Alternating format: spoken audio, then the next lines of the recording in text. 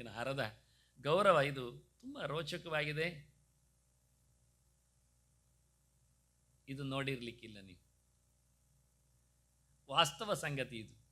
ಅದಕ್ಕೆ ನಾನು ಮತ್ತೆ ವಾಲ್ಮೀಕಿ ರಾಮಾಯಣವನ್ನು ತರುವುದು. ಯಾಕೆಂದರೆ ಮತ್ತೆ ಎಲ್ಲ ಕೇಳೋದು ಇದು ಇದೆಯಾ ಅಂತ, ಇದೆಯಾ ಹೇಳೋದಕ್ಕೆ. ಮಾತುಕತೆ ಮುಗಿಯಿತು ಹನುಮಂತನದ್ದು. ಯಾರೋ ನೀವಂತೂ ಗೊತ್ತಾಯಿತು, ಬನ್ನಿ ಹಾಗಾದರೂ ಹೋಗುವ ಸುಗ್ರೀವನೆಡೆಗೆ ಅಂತಾನೆ. ಹೇಗೆ ಹೋಗುವ? ಮೊದಲು ಬಂದವ ಹನುಮಂತ ರಾಮಚಂದ್ರನಲ್ಲಿ ಮಾತಾಡಲಿಕ್ಕೆ ಯತಿಯ ವೇಷ ತೊಟ್ಟಿದ್ದ, ಮಂಗನ ವೇಷವನ್ನು ಕಳಚಿದ್ದ. ಈಗ ಅವ ಹೇಳಿಕೊಂಡ, ನಾನು ಯಾರು ಒಂದು, ನಾನು ಮಂಗ ಅಂತ ಹೇಳಿದ್ದಾನೆ, ನಮಗೆ ಬೇಕಾದ ವೇಷ ಹಾಕಲಿಕ್ಕೆ ಬರ್ತದೆ ಅಂತಲೂ ತಿಳಿಸಿದ. ನಾವು ನಮ್ಮ ಒಡೆಯನೆಡೆಗೆ ಸುಗ್ರೀವನೆಡೆಗೆ ಹೋಗುವ ಬನ್ನಿ ಅಂದ. ಹೇಗೆ ಹೋಗುವ? ಆಗ ತನ್ನ ನಿಜವಾದ ರೂಪವನ್ನು ಪಡೆದ. ಭಿಕ್ಷು ರೂಪಂ ಪರಿತ್ಯಜ್ಯ ವಾನರಂ ರೂಪಮಾಸ್ಥಿತ ಮಂಗನಾದ. ಪೃಷ್ಠಮಾರೋಪ್ಯತೌ ವೀರೌ ಜಗಾಮ ಕಪಿಕುಂಜರ. ಆ ಆನೆಯಂತೆ ದೊಡ್ಡದಾಗಿರತಕ್ಕ ಮಂಗ ಕಪಿಕುಂಜರ. ಕಪಿಕುಂ ಜರತಿ ಅಂತ. ಆನೆಗೂ ಕುಂಜರ ಯಾಕೆ ಅಂದರೆ ನೆಲವನ್ನು ಒತ್ತಿಕೊಂಡು ಹೋಗ್ತದೆ ಅಂತ, ಅಲ್ಲಾಡಿಸ್ತದೆ ಅಂತ. ಕುಂ ಅಂದರೆ ಭೂಮಿಯನ್ನು ಜರಯತಿ ಅಂತ, ಮೆತ್ತಗೆ ಮಾಡ್ತದೆ, ಒತ್ತಿ ಬಿಡ್ತದೆ ಅಂತ. ಹಾಗಾಗಿ ದೊಡ್ಡ ಮಂಗನಾಗಿ ಆನೆಯಂತೆ ಆನೆ ಹೋಗುವುದು ಹೇಗೆ ಅಂತ ತೋರಿಸಿಕೊಟ್ಟದ್ದು. ಹಾಗಾಗಿ ನೀವು ನೋಡಿದ ಪಿಕ್ಚರ್ಗಳಲ್ಲಿ ಮಂಗನ ಹೆಗಲಿನಲ್ಲಿ ರಾಮಚಂದ್ರ ಮತ್ತು ಲಕ್ಷ್ಮಣ ಇದ್ದರೆ ಅದು ಅಲ್ಲ, ತಪ್ಪು. ಪೃಷ್ಠಮಾರೋಪ್ಯ ಅಂದದ್ದು. ಕುದುರೆ ಮೇಲೆ ನಿಂತು ಹೋಗುವುದಿಲ್ವಾ, ಆನೆ ಮೇಲೆ ನಿಂತು ಹೋಗುವುದಿಲ್ವಾ, ಹಾಗೆ ಒಂಟೆ ಮೇಲೆ ಕೂತ್ಕೊಳ್ಳೋದಿಲ್ವಾ, ಕತ್ತೆ ಮೇಲೆ ಮೆರವಣಿಗೆ ಹಾಕೋದಿಲ್ವಾ, ಆ ರೀತಿಯಾಗಿ ಪ್ರಾಣಿಗಳ ಮೇಲೆ ಹೋಗುವುದು ಅಂದರೆ ಹೀಗೆ. ಅದು ಜನರಿಗೆ ಗೊತ್ತೇ ಇಲ್ಲ. ಇವತ್ತಿನವರೆಗೆ ಯಾರೂ ಈ ರೀತಿಯಾದ ಪಿಕ್ಚರ್ ಕೊಡಲಿಲ್ಲ. ಅದಕ್ಕೆ ನಾನು ಮೊದಲ ಬಾರಿಗೆ ಎಷ್ಟು ಚೆನ್ನಾಗಿದೆ ಅಂತ ಹನುಮಂತ ಈ ನಾನು ತೋರಿಸಿದ್ರೆ ಇನ್ಯಾರಾದರೂ ಇದನ್ನು ಪ್ರತಿಮೆ ಮಾಡಿ ಮೂವರಿಗೂ ಪೂಜೆ ಮಾಡಿ ಯಾರು, ಇದರಲ್ಲಿ ರಾಮನಿಗೆ ಪೂಜೆ ಮಾಡಿ ಮತ್ತು ಹನುಮಂತನ ಮೋರೆಗೆ ಪೂಜೆ ಮಾಡಿ ಮತ್ತು ಲಕ್ಷ್ಮಣನಿಗೂ ಸಹ ಪೂಜೆ ಮಾಡಲಿಕ್ಕೇನು ಗೌಜಿ ಇಲ್ಲ ಅಂತಲ್ಲ. ಆದರೆ ವಾಸ್ತವ ಸಂಗತಿಯನ್ನು ಎಷ್ಟು ಅರ್ಥ ಮಾಡಿಕೊಳ್ಳಿಲ್ಲ ಅಂತ. ಅಂದರೆ ಇಷ್ಟೆಲ್ಲ ರಾಮಾಯಣ ಚರಿತ್ರೆ ನಾವು ಕೇಳಿಕೊಂಡ್ರು ಯಾರೊಬ್ಬರು ಪಿಕ್ಚರಾಲಿಟಿಯಲ್ಲಿ ಇದನ್ನು ಹೀಗೆ ಅಂತ ಹೇಳಿಕೊಟ್ಟದ್ದಿಲ್ಲ. ನೀವ್ಯಾರು ಕೇಳಿದ್ದಿಲ್ಲ ಅಂತ ನಾನು ಗ್ಯಾರಂಟಿ ಹೇಳುತ್ತೇನೆ. ಹನುಮಂತನ ಬೆನ್ನಿನ ಮೇಲೆ ಹೊರಟದ್ದು ಅಂದಾಗ ಈಗ ತಂದೆ ಮಕ್ಕಳನ್ನು ಮೊಮ್ಮಕ್ಕಳನ್ನೆಲ್ಲ ಬೆನ್ನ ಮೇಲೆ ಹಾಕ್ಕೊಳ್ತಾರೆ. ಬೆನ್ನ ಮೇಲೆ ಹಾಕ್ಕೊಳ್ಳೋದನ್ನು ಹೆಗಲ ಮೇಲೆ ಹಾಕೋದಕ್ಕೆ ಬೆನ್ನ ಮೇಲೆ ಹೇಳುವುದಿಲ್ಲ. ಅದನ್ನು ಇವತ್ತು ಆಡು ಭಾಷೆಯಲ್ಲಿ ಉಪ್ಪು ಮಾಡುವುದನ್ನೆಲ್ಲ ಹೇಳ್ತಾರೆ. ಹಾಗದು ಬೆನ್ನ ಮೇಲೆ ಹಾಕಿಕೊಂಡಿರುವುದು. ಕೆಲವೊಮ್ಮೆ ಆನೆಯಾಗಿ ಹೋಗ್ತಾನವ.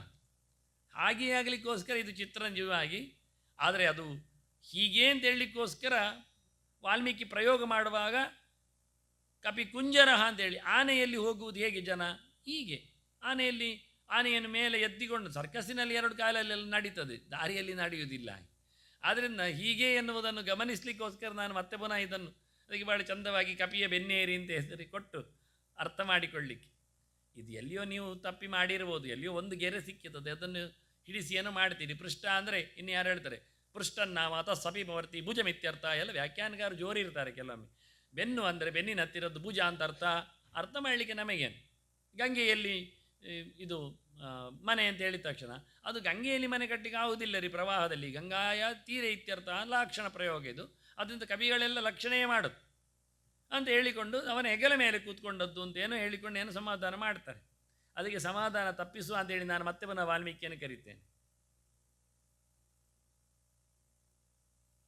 ಹೋರಾಟದಂಗಳದಲ್ಲಿಯೂ ಹನುಮಂತ ಹೇಳ್ತಾನೆ, ನಮ್ಮ ಪ್ರಭು ನೆಲದಲ್ಲಿ ಕೂತು ಹೋರಾಟ ಮಾಡುವುದು ಯಾತಕ್ಕೆ? ನನ್ನ ಬೆನ್ನ ಮೇಲೆ ಬಂದು ಹೋರಾಟ ಮಾಡಲಿ. ನಾನು ಎಲರ್ಟ್ ಆಗಿರ್ತೇನೆ, ನಾನು ಸ್ಟಡಿ ಆಗಿರ್ತೇನೆ.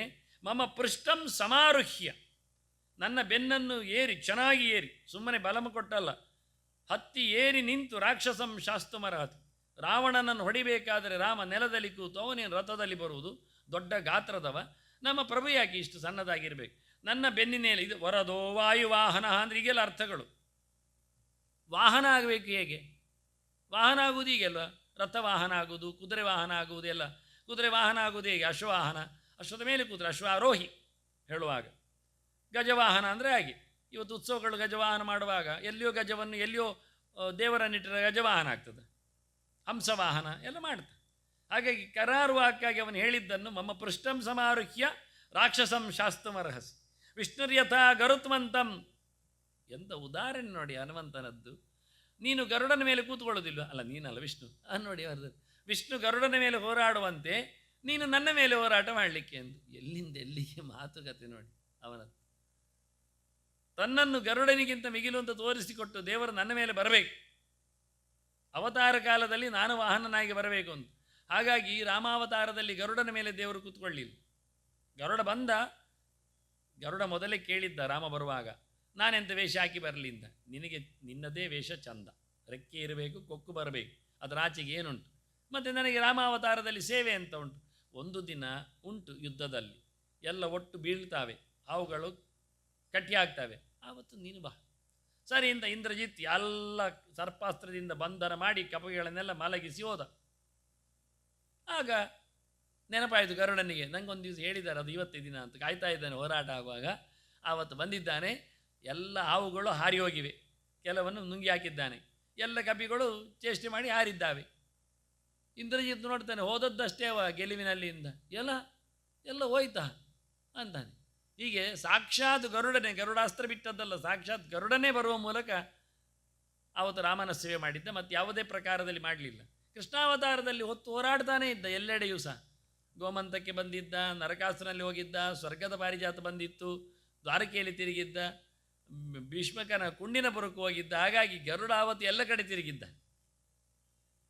ರಾಮಾವತಾರದಲ್ಲಿ ಇಲ್ಲ. ಅದಕ್ಕೆ ಇವ ಹೇಳ್ತಾನೆ, ಈಗ ನಿನಗೆ ಗರುಡ ಬರಲಿಕ್ಕಿಲ್ಲಲ್ಲ, ನಾನಿದ್ದೇನೆ ವೇಷ ಹಾಕಿದವ, ನನ್ನ ಮೇಲೆ ಬಾ. ಆರುಹ್ಯ ಅಮರ ವೈರಿಣಂ, ದೇವತೆಗಳ ವಿರೋಧಿಯಾದ ರಾಕ್ಷಸನನ್ನು, ರಾವಣನನ್ನು ನೀನು ಹೊಡೆದಾಕು ಅಂತ ಬಹಳ ಚಂದವಾಗಿ ರಾಮನನ್ನು ನಾನು ಹನುಮಂತನ ಬೆನ್ನೆಯಲ್ಲಿ ನಿಲ್ಲಿಸಿದೆ. ನಮ್ಮದೆಲ್ಲಿ ಯಾವತ್ತುಂಟು ಎಲ್ಲ ಆದಷ್ಟು ಪ್ರಯೋಗಗಳನ್ನೆಲ್ಲ ಮಾಡೋದು. ಮಾಡಲಿಕ್ಕೆ ಹೊರಟಾಗ ಅದು ಗಮ್ಮತ್ತು ಕೇಳಿದರೆ, ಅದು ತನ್ನಷ್ಟಕ್ಕೆ ಅವನ ಕೈಯಲ್ಲಿ 2 ಬಿಲ್ಲು ಕೊಟ್ಟಿತು, ಚೆನ್ನಾಗಿದೆ ಅಂದೆ, ಇರಲಿ ಅಂದೆ. ಅದೇ ಆಗಿ ಕೊಟ್ಟದ್ದಲ್ಲ. ಅಂದರೆ 2 ಸವ್ಯಸಾಚಿ ಅನ್ನುವ ಹಾಗೆ 2 ಕೈಯಲ್ಲಿ 2 ಇಟ್ಟುಕೊಂಡು ಸ್ಪ್ಯಾರ್ ಒಂದು ಇರ್ತದಲ್ಲ, ಹಾಗೆ ಭಾಳ ಚಂದವಾಗಿ ಇದು ಕಾಣುತ್ತೆ. ಒಂದು ಹಿಂಬದಿಯಲ್ಲಿ ಒಂದು ಎದುರು ಬದಿಯಲ್ಲಿ ಇಟ್ಕೊಂಡ ಹಾಗೆ. ಇಂಥದ್ದೆಲ್ಲ ಭಾಳ ಚಂದವಾಗಿ ಕೆಲವು ವಾಸ್ತವವಾದಂಥ ಆಟಗಳು ನಡೀತವೆ. ಇಷ್ಟೆಲ್ಲ ಮಾಡಿದ್ದಕ್ಕೆ ಹನುಮಂತನ ಹತ್ರ ರಾಮ